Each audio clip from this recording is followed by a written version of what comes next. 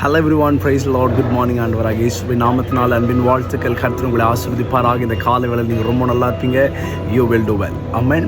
13வது சங்கீதம் 6வது வசனத்தில் சங்கீதக்காரன் விதமாய் சொல்லுகிறார், அவர் எனக்கு நன்மை செய்தபடியால் அவரை நான் பாடுவேன். பாருங்க, தேவனுடைய பிள்ளைகளாகிய நம்ம உலக ஜனங்கள் நம்மளை பார்க்கிற போது அநேக நேரத்தில் கேள்வி கேட்டிருக்கிறாங்க, எப்படிங்க எல்லா நேரத்திலும் நீங்கள் பாடல்களை பாடுறீங்க? சந்தோஷத்தின் நேரத்திலையும் பாடலை பாடுறீங்க, துக்கத்தின் நேரத்திலையும் பாடலை பாடுறீங்க, உற்சாகத்தின் நேரத்திலையும் பாடலை பாடுறீங்க, இழப்பு நேரத்திலையும் பாடலை பாடுறீங்க. நிறைய பேர் என்கிட்ட கேட்டிருக்காங்க.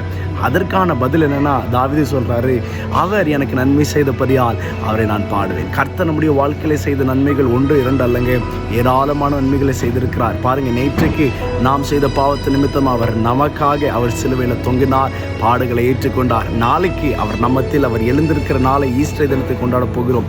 நேற்று இன்னைக்கு மாத்திரம் அவர் என்றென்றைக்கும் உயிரோடு இருக்கிறார். அந்த கர்த்தரை மகிமைப்படுத்துங்க. உங்க வாழ்க்கையில் அற்புதம் நடக்கும். நல்லா இருப்பீங்க. God bless you. Have a nice day. Amen.